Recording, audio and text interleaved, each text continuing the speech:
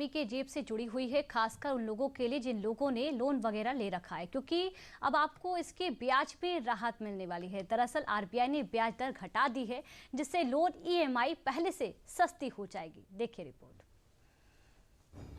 The MPC decided to reduce, which is widely expected, the policy repo rate under the liquidity adjustment facility by 50 basis points to 5.5%. I repeat, the reduction recommended by the MPC is for 50 basis points to 5.5%. This is with immediate effect. एक तरफ Trump का tariff तो दूसरी तरफ दुनिया के कई देशों में छिड़े प्रॉक्सी वॉर से ग्लोबल इकोनॉमी में हाहाकार मचा हुआ है। आर्थिक मंदी की आहट को लेकर घबराहट भी बनी हुई है, लेकिन दूसरी तरफ भारत अपनी रफ्तार में दौड़ रहा है। भारत हाल ही में जापान को पीछे छोड़ दुनिया की चौथी सबसे बड़ी अर्थव्यवस्था बना है और अब आरबीआई ने भारत में आम आदमी के लिए बड़ी खुशखबरी दी है। आरबीआई के फैसले से लोन भी सस्ते होंगे, महंगे ईएमआई से भी राहत मिलेगी। दरअसल रिजर्व बैंक ने लगातार तीसरी बार रेपो रेट में कटौती की है और इस बार की कटौती भी पिछली बार से दोगुनी है। ब्याज दर 0.50% घटा दी है, यानी अब रेपो रेट घटकर 5.50% पर आ गया है। The MPC decided to reduce, which is widely expected, the policy repo rate under the liquidity adjustment facility by 50 basis points to 5.5%. I repeat, the reduction recommended by the MPC is for 50 basis points to 5.5%. This is with immediate effect. Operation Sindoor के दौरान भारत के रक्षा क्षेत्र की ताकत दुनिया ने देखी, लेकिन इसका असर भारत की इकोनॉमी पर बिल्कुल नहीं पड़ा। आरबीआई का ये ऐलान आम लोगों के लिए बड़ी राहत मानी जा रही है। दरअसल इस बार के वित्त वर्ष की शुरुआत ऐसे समय में हुई थी जब अमेरिका की तरफ से लगाए गए टैरिफ की वजह से दुनिया भर के बाजार में अनिश्चितताओं के बादल मंडरा रहे थे। ऐसे में लगातार तीसरी बार रेपो रेट में कटौती करके आरबीआई ने बड़ी राहत के साथ लोगों के विश्वास को जगाने का भी काम किया है। रेपो रेट में बदलाव से आम आदमी को सीधा फायदा क्या होगा, इसको भी समझ लेते हैं। रेपो रेट का असर होम लोन, पर्सनल लोन और कार लोन की ईएमआई पर पड़ेगा। बैंक अब आरबीआई से सस्ते ब्याज दर पर लोन लेंगे। इसका मतलब ग्राहकों को भी कम ब्याज पर लोन देंगे। ऑटो, कॉर्पोरेट और होम लोन पर ईएमआई में राहत मिलने की उम्मीद। लोन की ब्याज दरें भी दो तरीके की होती हैं, फिक्स्ड और फ्लोटर। फिक्स्ड में आपके लोन पर ब्याज दर शुरू से आखिर तक एक जैसी रहती है, इस पर रेपो रेट में बदलाव का कोई फर्क नहीं पड़ता। लेकिन फ्लोटर में रेपो रेट में बदलाव का आपके लोन की ब्याज दर पर सीधा फर्क पड़ता है।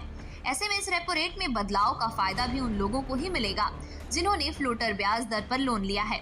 रेपो रेट घटने से आम आदमी को सीधा फायदा कितना होगा, वो आसान भाषा में समझ लेते हैं।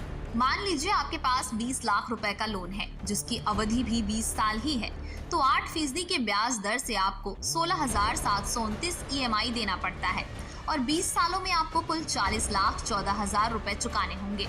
लेकिन अब जब ब्याज दर 0.50% घटकर 7.50% पर आ गई है, तो ईएमआई 617 रुपए घटकर 16,112 रुपए हो जाएगी। वहीं लोन चुकाने का कुल अमाउंट 40,14,000 से घटकर 38,66,000 रुपए पर आ जाएगी। यानी 20 साल में 20 लाख के लोन पर करीब 1,48,000 रुपए का सीधा फायदा होगा। नए वित्त वर्ष की ये दूसरी बैठक थी। पिछले साल जब आरबीआई ने वित्त वर्ष की पहली बैठक की थी, तो रेपो रेट 6.50% था। इस साल रेपो रेट में कुल 1% की कटौती हुई है और अब ये घटकर 5.50% पर आ गया है। अब रेपो रेट का आखिर लोन और ईएमआई से सीधा कनेक्शन क्या है, इसको भी आसान भाषा में समझ लेते हैं। आरबीआई बाजार में कैश फ्लो मेंटेन करने के लिए बैंकों का सहारा लेता है। भारत में बैंक करेंसी नोट के लिए आरबीआई पर निर्भर है। सप्लाई को मेंटेन करके आरबीआई मार्केट में कैश फ्लो मेंटेन करती है। रेपो रेट वो दर होती है जिस पर रिजर्व बैंक दूसरे बैंकों को पैसा उधार देता है। रेपो रेट ज्यादा होगा तो बैंकों को आरबीआई से मिलने वाला कर्ज महंगा होगा। बदले में बैंक अपने ग्राहकों के लिए लोन महंगा कर देते हैं। आरबीआई रेपो रेट कम करता है तो बैंकों को आरबीआई से मिलने वाला कर्ज सस्ता होता है। रेट कम होने पर ग्राहकों को भी सस्ती दर पर लोन मिलता है। महंगाई से लड़ने का शक्तिशाली टूल माना जाता है रेपो रेट। आरबीआई बाजार में कैश फ्लो मेंटेन करने के लिए रेपो रेट बढ़ाता या घटाता है। महंगाई बहुत ज्यादा बढ़ जाती है तो आरबीआई रेपो रेट बढ़ाकर इकोनॉमी में मनी फ्लो को कम करता है, और वहीं जब इकोनॉमी बुरे दौर से गुजरती है तो रिकवरी के लिए आरबीआई रेपो रेट कम कर देता है, जिससे मनी फ्लो बढ़ जाता है। मौद्रिक नीति में रेपो रेट के साथ रिवर्स रेपो रेट क्या है, इसको समझ लेते हैं। बैंक के पास ज्यादा पैसा जमा होने से कैश फ्लो बढ़ जाता है। मनी सप्लाई को कंट्रोल करने की जिम्मेदारी आरबीआई की है। आरबीआई बैंकों से ये पैसा उधार लेकर उन्हें ब्याज देता है। आरबीआई द्वारा दिया गया यही ब्याज रिवर्स रेपो रेट कहलाती है।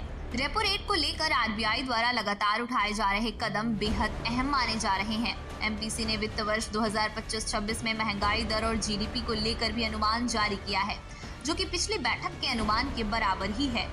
Factors into consideration, real GDP growth rate for this year 25-26 is projected at 6.5%. We continue with our earlier forecast with Q1 at 6.5, Q2 at 6.7, Q3 at 6.6 and Q4 at 6.3%. The risks are evenly balanced. वित्त वर्ष 2025-26 के लिए GDP तिमाही दर तिमाही अनुमान क्या है, वो ग्राफिक्स के जरिए जान लेते हैं। नए वित्तीय साल के पहले तिमाही में जीडीपी ग्रोथ के अनुमान को 6.5%, दूसरी तिमाही में 6.7%, तीसरी तिमाही में 6.6% और चौथी तिमाही में 6.4% रखी गई है।